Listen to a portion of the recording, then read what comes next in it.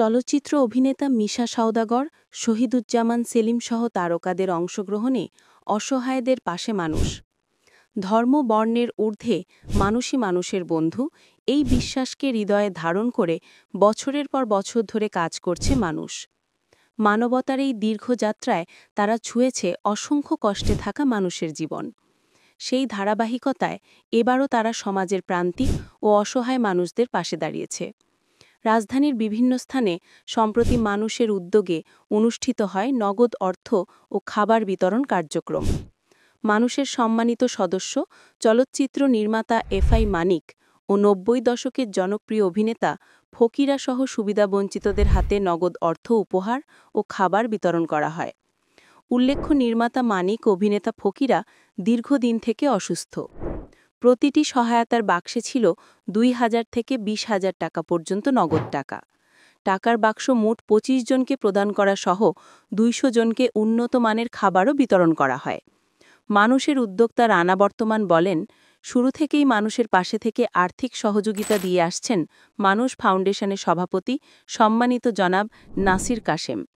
নাসির কাশেম ভাইয়ের গরিবের প্রতি অগাধ টান ও ভালোবাসার কারণেই মানুষ বছরের পর বছর অসহায় মানুষের পাশে সহযোগিতার হাত বাড়িয়ে সম্মানের সহিত সেবা করে যাচ্ছেন।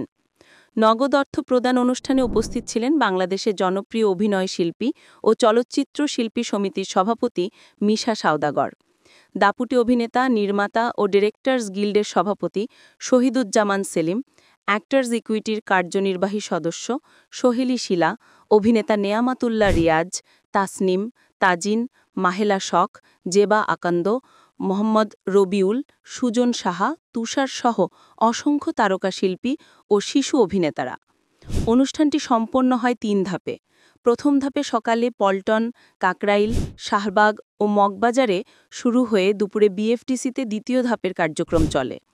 এরপর বিকেলে সাতরাস্তা, তেজগাঁও, হাতিরঝিল, রামপুরা, মালিবাগ রেলগেট ও মৌচাক অতিক্রম করে মগবাজারের তৃতীয় ধাপে সমাপ্তি ঘটে এই মানবতার যাত্রার।